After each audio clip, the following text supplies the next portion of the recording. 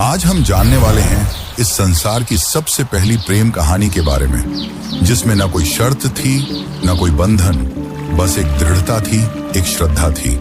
इस कहानी में रंग भी है और दुख का संग भी। यह है शिव और सती की अमर प्रेम कहानी, जिसमें प्रेम है, त्याग है और अंत में एक नई शुरुआत है। तो आइए जानते हैं इस महान प्रेम कथा को, सती कथा को। सती!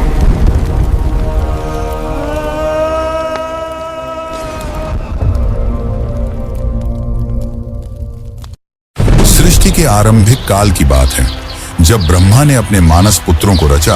उन्हीं में से एक थे दक्ष प्रजापति, अत्यंत बुद्धिमान परंतु उतने ही अहंकारी। दक्ष को अपनी योग्यता, अपनी शक्ति और अपने सृष्टिकर्ता के कुल से उत्पन्न होने का बड़ा अभिमान था। उसने वर्षों की तपस्या की और देवताओं से वरदान पाए संतान की प्राप्ति के लिए। उसकी यह तपस्या रंग लाई और उसे एक अत्यंत दिव्य कन्या की प्राप्ति हुई, वही जिसे हम आज देवी सती के नाम से जानते हैं। सती का जन्म किसी साधारण कन्या की भांति नहीं हुआ था। उनका स्वरूप स्वयं शक्ति का अंश था। कहते हैं वह स्वयं आदि शक्ति का अवतार थी। दक्ष को अपनी पुत्री पर गर्व था, लेकिन साथ ही उसके मन में एक अभिलाषा थी कि वह अपनी इस कन्या का विवाह किसी महान देवता, किसी वैभवशाली राजकुमार या किसी प्रतिष्ठित गृहस्थ से करेगा। उसे यह कल्पना भी नहीं थी कि उसकी पुत्री का हृदय वहां बन चुका है, जहां वैभव का कोई मोल नहीं, जहां वैराग्य ही आभूषण है, भगवान शिव। देवी सती बचपन से ही विचित्र स्वभाव की थी। अन्य कन्याओं की तरह ना तो उन्हें श्रृंगार में रुचि थी, ना ही राजसी जीवन की भव्यता में। जब जब वह शिव की चर्चा सुनती, जब किसी आर्षि द्वारा शिव की महिमा का वर्णन होता, उनका हृदय गहरे भावों से भर उठता। शिव जो श्मशानवासी हैं, जो मृग चर्म धारण करते हैं, जो भस्म रमाते हैं और सर्पों को आभूषण की तरह पहनते हैं। आम कन्याओं के लिए यह भय का कारण होता, पर सती के लिए यही शिव उनके अंतर्मन में बस चुके थे। धीरे धीरे यह आकर्षण भक्ति में बदला और भक्ति प्रेम में। अब सती का एक ही लक्ष्य था, शिव को पति रूप में प्राप्त करना। पर यह मार्ग आसान नहीं था। जब दक्ष को सती की इच्छा का आभास हुआ तो वह क्रोधित हो उठा। उसकी आंखों में तो शिव एक जंगल में भटकने वाले योगी मात्र थे। उसने सती को समझाने का प्रयास किया कि वह किसी योग्य, राजसी और सम्माननीय वर को चुने, पर सती अब निर्णय कर चुकी थी। उन्हें किसी धन, वैभव या पद की आवश्यकता नहीं थी। उन्हें चाहिए था वह परम पुरुष जो संन्यास में भी पूर्ण है, जो मौन में भी संपूर्ण है। और इसी लक्ष्य के लिए सती ने आरंभ की कठोर तपस्या। पर्वतों की गुफाओं में प्रचंड वायु और वर्षा के बीच सती ने भोजन तक त्याग दिया। उन्होंने पृथ्वी पर बैठकर खुले आकाश में बिना निद्रा के केवल शिव के ध्यान में लीन रहकर दिन, सप्ताह और महीनों का तप किया। देवताओं तक को आश्चर्य हुआ कि एक कन्या इतनी कठोर तपस्या कैसे कर सकती है। और जब उनकी तपस्या की अग्नि ने त्रिलोक को प्रभावित करना शुरू किया, तब अंततः भगवान शिव ने उनकी भक्ति को स्वीकार करने का निर्णय लिया। पर यह तो आगे की कथा है। अभी तो एक पिता के अहंकार और एक पुत्री के समर्पण की टकराहट शुरू हुई है। जहां एक ओर दक्ष चाहता है कि सती उसके राजनैतिक सपनों की सीढ़ी बने, वहीं दूसरी ओर सती हर सांस के साथ शिव का नाम जपती है। यही संघर्ष इस प्रेम कथा की पहली चिंगारी है, एक ऐसी चिंगारी जो आगे चलकर एक भीषण अग्निकांड बन जाएगी। सती अपनी तपस्या में लीन थी। उनका एकमात्र उद्देश्य था शिव की प्राप्ति। अनंतः उनकी भक्ति से प्रसन्न होकर शिव प्रकट हुए। शिव मुस्कुराए और एक क्षण में वह उस तपस्विनी के समक्ष प्रकट हो गए। जैसे ही सती ने अपनी आंखें खोली, उनके सम्मुख खड़े थे वही जिनके लिए उन्होंने सब कुछ त्याग दिया था। शिव ने उनके तप, प्रेम और अटल श्रद्धा को देखा और कहा, हे देवी, तुम्हारा प्रेम मुझे बाध्य करता है। आज मैं तुम्हें अर्धांगिनी के रूप में स्वीकार करता हूं। इस वचन के साथ पूरे ब्रह्मांड में आनंद की लहर दौड़ गई। देवताओं ने पुष्प वर्षा की और फिर आया वह शुभ दिन जिसका साक्षी स्वयं ब्रह्मा, विष्णु और सारे लोग हुए, शिव और सती का दिव्य विवाह। शिव बारात लेकर स्वयं कैलाश से निकले, पर यह कोई साधारण बारात नहीं थी। इसमें भूत, प्रेत, पिशाच, नाग, सिद्ध, योगी, अर्षि, देवता सब सम्मिलित थे। शिव की सवारी नंदी थी, शरीर पर भस्म, जटा से गंगा, गले में नाग। ये स्वरूप देख सभी स्त्रियां भयभीत हो उठी, पर सती के चेहरे पर गर्व था। उन्हें अपने शिव पर गर्व था। वैभव नहीं, सत्य का स्वरूप थे वह। विवाह का आयोजन राजसी नहीं था, पर दिव्यता से भरा हुआ था। स्वयं ब्रह्मा ने मंत्रोच्चारण किया, विष्णु ने कन्यादान किया और समस्त लोगों ने इस मिलन का स्वागत किया। यह केवल दो आत्माओं का नहीं, सृष्टि के दो मूल तत्वों शिव और शक्ति का मिलन था। लेकिन इस भव्य विवाह में एक स्थान रिक्त रहा। सती के पिता दक्ष प्रजापति, वह नहीं आए। ना ही कोई संदेश भेजा, ना ही कोई आशीर्वाद, क्योंकि उनके लिए यह विवाह एक अपमान था, एक चुनौती उनके अभिमान को। उनके अनुसार यह मिलन योग्य नहीं था। और यहीं से प्रारंभ हुआ उस अग्निकथा का बीज, जो आगे चलकर पूरे यज्ञ को जला देगा। समय धीरे धीरे बीतता है। कैलाश पर्वत पर प्रकृति की गोद में शिव और सती अपना वैवाहिक जीवन शांतिपूर्वक और आनंद से व्यतीत कर रहे हैं। कैलाश की गुफाएं, मंदाकिनी की कलकल धारा और बर्फीली हवाएं सब साक्षी थीं उस दिव्य प्रेम की, जो समय और शब्दों से परे था। लेकिन इसी बीच एक और स्थान पर कुछ और ही चल रहा था, राजा दक्ष के मन में। सती के शिव से विवाह को वह अभी तक स्वीकार नहीं कर पाया था। हर बार जब कोई शिव की महिमा का गुणगान करता, दक्ष की भौहें तन जाती। उसे लगता कि शिव ने उसकी पुत्री को अपनी योग्यता से नहीं, किसी छल से प्राप्त किया है। वह अपनी सत्ता, अपना रुतबा, अपनी श्रेष्ठता सिद्ध करना चाहता था, और उसी घमंड ने उसे एक विशाल यज्ञ के आयोजन की प्रेरणा दी। दक्ष ने यज्ञ का आयोजन बड़ी धूमधाम से किया। ऐसा यज्ञ जिसमें समस्त देवताओं, ऋषियों, सिद्धों और लोकपालों को निमंत्रण भेजा गया। ब्रह्मा से लेकर इंद्र तक हर कोई आमंत्रित था, परंतु एक नाम उसमें अनुपस्थित था, महादेव शिव का। यह कोई भूल नहीं थी, यह था दक्ष का जानबूझकर किया गया निर्णय।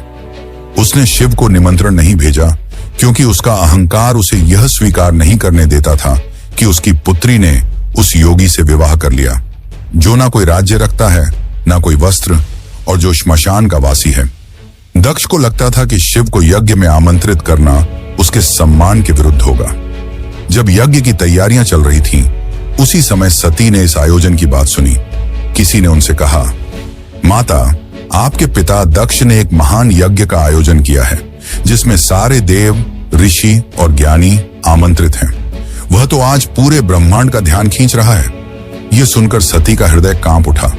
उन्हें विश्वास नहीं हुआ कि उनके पिता इतना बड़ा आयोजन कर रहे हैं, और उन्हें कोई सूचना नहीं मिली। कुछ समय तक वे चुप रहीं, शायद आशा में कि कोई दूत आएगा, कोई संदेश मिलेगा। लेकिन जब स्पष्ट हो गया कि शिव और उन्हें जानबूझकर न बुलाया गया है, तब उनके भीतर कुछ टूट सा गया। एक ओर पुत्री का धर्म उन्हें पिता के यज्ञ में खींच रहा था, तो दूसरी ओर पत्नी का धर्म उन्हें शिव की मर्यादा का ध्यान रखने को कह रहा था। अंततः सती ने शिव से निवेदन किया, स्वामी, मैं उस यज्ञ में जाना चाहती हूं। शायद यह कोई भूल हो और मेरा जाना उस विघटन को रोक सके। शिव ने सती की ओर गहरी दृष्टि से देखा। वह जानते थे कि यह आमंत्रण विहीन आयोजन एक साधारण यज्ञ नहीं है। उन्होंने शांत स्वर में सती से कहा, हे प्रिय, जहां सम्मान न हो, वहां स्वाभिमान को ले जाना व्यर्थ है, और मैं नहीं चाहता कि तुम उस यज्ञ में जाओ जो केवल क्रोध और घमंड से जल रही है। परंतु सती व्याकुल थी। उनके भीतर एक द्वंद्व चल रहा था, पिता और पति के बीच। उन्होंने पुनः प्रार्थना की, प्रभु, मैं केवल एक पुत्री के रूप में वहां जाना चाहती हूं। मैं पिता से बात करूंगी, शायद वह बदल जाए, शायद उनके मन का विष उतर जाए। शिव ने इस बार उन्होंने अनुमति दे दी। सती ने कैलाश से विदा ली, अकेले, बिना किसी दूत या सम्मान के। वह एक बेटी थी जो अपने पिता से स्नेह की अपेक्षा लेकर जा रही थी, लेकिन उन्हें झांत नहीं था कि उस यज्ञ में उनका स्वागत नहीं, अपमान प्रतीक्षा कर रहा है। सती जब यज्ञ स्थल पर पहुंची तो उनके मन में उम्मीद थी कि पिता के नेत्रों में बेटी को देखकर कोमलता जगेगी, उनके मुख से स्वागत के शब्द निकलेंगे। लेकिन जब उन्होंने यज्ञ स्थल में प्रवेश किया तो सन्नाटा पसर गया। कोई स्वागत नहीं हुआ, कोई आसन नहीं दिया गया, जैसे वो वहां उपस्थित ही न हो। वहां बैठे देवताओं की आंखों में असहायता थी। सती ने पिता की ओर देखा, धीमे स्वर में कहा, पिताश्री, क्या आप नहीं चाहेंगे कि आपकी पुत्री भी इस पावन यज्ञ में सम्मिलित हो? दक्ष ने ठंडी हंसी के साथ उत्तर दिया, पुत्री, जिस दिन तूने उस नग्न भस्म रमाए श्मशान में विचरने वाले औघड़ को अपना पति चुना, उसी दिन तू मेरी पुत्री नहीं रही। दक्ष का स्वर ऊंचा हो रहा था और उसके शब्द जैसे शिव के लिए विष से भरे बाण हो। यह सुनकर सती की आत्मा कांप उठी थी। यह केवल अपमान नहीं था, यह शिव के उस स्वरूप का तिरस्कार था जो समस्त सृष्टि का आधार है। वे उठी, सभा की ओर देखा और बोली, तुम सब यहां धर्म की बात करने आए हो, यज्ञ की बात करते हो, पर जिस शिव के बिना कोई यज्ञ संपन्न ही नहीं हो सकता, उसी शिव का तुम अपमान करते हो। फिर उन्होंने आगे कहा, जिसे तुम औघड़ कहते हो वही काल का भी काल है। जिसे तुम श्मशान वासी कहकर हंसते हो वही मृत्यु से परे है, और जिसे तुम भस्मधारी कहते हो वही भस्म से मोह को जलाता है। उनकी आंखों में आंसू थे, लेकिन स्वर तेज था, ऐसा तेज कि स्वयं देवता भी सिर झुका लें। सभा स्तब्ध थी, कोई उत्तर नहीं दे सका, लेकिन सती का हृदय अब टूट चुका था। उन्होंने कहा, जिस शरीर ने आज मेरे प्रभु का अपमान सुना है, वह शरीर अब इस संसार के योग्य नहीं। और वे सीधे यज्ञ कुंड की ओर बढ़ी। वहां उपस्थित देवता उन्हें रोकना चाहते थे, पर सती अब कोई नारी नहीं थी, वह साक्षात अग्नि बन चुकी थी। उन्होंने अपने नेत्र बंद किए, शिव का स्मरण किया और अग्नि में कूद गईं। उनके चेहरे पर भय नहीं था, बल्कि एक शांति थी, एक समर्पण था जो पूरे यज्ञ मंडप को झकझोर गई। अब इस यज्ञ की अग्नि से वो तूफान उठने वाला था जो पूरे को तबाह कर सकता था। तो चलिए अब जानते हैं आगे की कथा। लेकिन उससे पहले अगर आपको वीडियो अच्छी लग रही है तो वीडियो को लाइक जरूर करें और कमेंट में लिखें, हर हर महादेव। कैलाश पर शांति थी, पर वह शांति तूफान से पहले की थी। जब भगवान शिव को यह ज्ञात हुआ कि उनकी अर्धांगिनी अग्नि में समर्पित हो गई, तो उनके हृदय में तूफान उमड़ पड़ा। आंखों में वेदना, मन में शून्यता और आत्मा में आग। ये वो शिव थे जिनका क्रोध ही प्रलय कहलाता है। शिव अपनी समाधि से उठे, उनकी जटाएं लहराईं, नेत्र रक्तिम हो उठे और सारा ब्रह्मांड कांप उठा। फिर अपने दोनों हाथों से अपनी जटाएं पकड़ी और उन्हें पृथ्वी पर पटक दिया। उसी क्षण पृथ्वी फटी और उस क्रोध की ज्वाला से प्रकट हुआ एक रूप, भयंकर, तेजस्वी और अजेय, वीरभद्र। वीरभद्र कोई सामान्य योद्धा नहीं था, वह शिव के विकराल रूप का अंश था। उसका शरीर अग्नि सा दीप्यमान था, आंखों में प्रतिशोध की ज्वाला, हाथ में तलवार। उसका प्रकट होना सृष्टि के संतुलन को डगमगाने लगा था। वीरभद्र प्रचंड गति से दक्ष के यज्ञ की ओर बढ़ चला। जिस दिशा में वह चलता, धरती कांपती, आकाश बदलता और देवताओं के हृदय कांप उठते। जैसे ही वीरभद्र यज्ञ स्थल पर पहुंचा, आकाश में अंधकार छा गया और वीरभद्र प्रकट हो चुका था। उसकी उपस्थिति मात्र से यज्ञ की अग्नि थर्रा उठी। वह बिना रुके आगे बढ़ा। पहले यज्ञ वेदी को तोड़ा, फिर वेद पाठ करने वाले ब्राह्मणों को हटाया। उसकी आंखों में एक ही लक्ष्य था, दक्ष। वीरभद्र के सामने कोई नहीं टिक सका। वह अकेला था, परंतु अजेय। उसके प्रत्येक प्रहार में शिव का शाप था और हर गर्जना में सती का विलाप। अंततः वह दक्ष के सामने पहुंचा। दक्ष अब भी अपने अभिमान में डूबा था। वह चिल्लाया, मैं यज्ञ करता हूं, मुझे कोई छू नहीं सकता। वीरभद्र ने उसकी आंखों में देखा और कहा, तू पिता कहलाने योग्य नहीं। आज तुझे उसी अग्नि में भस्म करूंगा जिसमें तूने धर्म का मजाक उड़ाया। और एक ही झटके में वीरभद्र ने अपनी तलवार से दक्ष का सिर धड़ से अलग कर दिया। पूरी सभा में सन्नाटा छा गया। देवता स्तब्ध रह गए। यज्ञ की अग्नि बुझ गई और पृथ्वी पर सिर्फ राख रह गई। वो राख जो अहंकार, अधर्म और अपमान की अंतिम परिणति थी। वीरभद्र शिव की आज्ञा पूरी कर चुका था, पर यह कहानी यही नहीं रुकती। अब आएगा वो क्षण जब शिव स्वयं यज्ञ स्थल पर पहुंचेंगे, सती के शव को उठाएंगे और सृष्टि में संतुलन डगमगाएगा। जब महादेव यज्ञ स्थल पर पहुंचे, उन्होंने सती के जले हुए शरीर को देखा। वह दृश्य ऐसा था जिसने स्वयं काल को रुला दिया। शिव ने धीरे से कंपाते हाथों से अपनी सती को बाहों में उठा लिया। उनकी आंखों से आंसू थे और फिर वह चल पड़े। शिव सती के शव को अपनी गोद में लिए पूरे ब्रह्मांड में भटकने लगे। उस विरह में जो पूरे ब्रह्मांड को भयभीत कर रहा था, ब्रह्मांड असंतुलित होने लगा। देवता भयभीत हो उठे। यदि शिव यूं ही विलाप करते रहे तो सृष्टि का संतुलन टूट जाएगा, प्रलय आ जाएगा। तब सभी देवता भगवान विष्णु के पास पहुंचे और उनसे सृष्टि को बचाने की प्रार्थना की। तब विष्णु ने अपना सुदर्शन चक्र चलाया। जैसे ही सुदर्शन चक्र चला, उसने सती के शरीर को टुकड़ों में विभाजित कर दिया। शिव कुछ क्षणों के लिए रुके पर प्रतिरोध नहीं किया। यह सृष्टि के लिए आवश्यक था। जहां जहां सती के अंग गिरे वहां दिव्य ऊर्जा फैल गई। पृथ्वी के वे स्थान शक्ति से भर उठे और वहीं बने शक्तिपीठ। ये कोई सामान्य स्थल नहीं थे। ये उस अमर प्रेम की गवाही थे जो शिव और सती के बीच था। ये थे वे स्थान जहां स्त्री, शक्ति, प्रेम, बलिदान और भक्ति सब कुछ एक साथ साकार हुए। कुछ स्थानों पर सती की आंखें गिरी, कहीं उनका हृदय, कहीं उनके केश, तो कहीं उनके चरण, और हर स्थान एक केंद्र बन गया मां शक्ति का, जो हर रूप में पूजनीय हुई। कभी दुर्गा, कभी भैरवी, कभी भवानी। यही वे स्थान हैं जिन्हें आज हम कामाख्या, वैष्णो, ज्वाला, हिंगलाज और तारापीठ जैसे नामों से जानते हैं। इस प्रकार सती के वियोग से जन्मे ये शक्तिपीठ न केवल देवी के अंग हैं, ये उस प्रेम की शाश्वत उपस्थिति है जो आत्मा से आत्मा तक जुड़ता है। शिव अंततः हिमालय लौटे, पर अब वह ध्यान मग्न हो गए।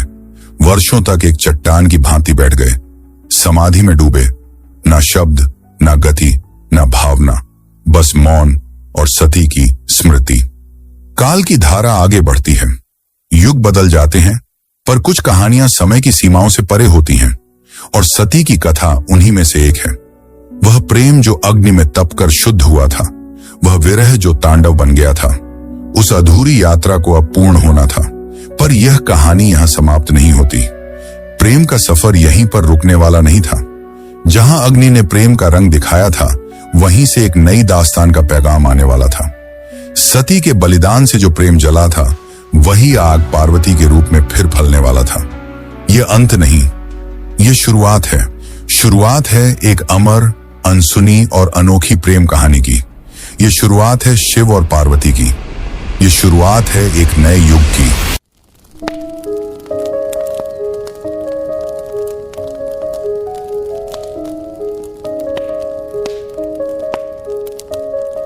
तरुण करुण सत्य सारिका अपरिजय शिवरायिका अबला जड़ पथिर पालिका हरदासिका सदारिका बलनि पुषैकराका नतीन रत्ना भवसारिका किन कर्तास्मान स वैष्णव जल्पतो किनो प्रमुञ्च प्रतिद्रुत नयना मृदता बलनि किमु बिभ्रता किना प्रशम्य विषकञ्जकं मरमतः सदा सेनादिशति वेदसमर्यां धरे दूरनुभवा पवनिर्वणसुता विनिगीयमाण सर्गा सर्वयस्तोमिनी मता किञ्चयोदास्यमभ्या खिन्ना हार्दकुक्तिजातयानं हन्ति प्रजल्पं क्रुद्धा खगे दुरनुभवा भवनिर्वणसुता हृदि धृत नयन मृदता बलनि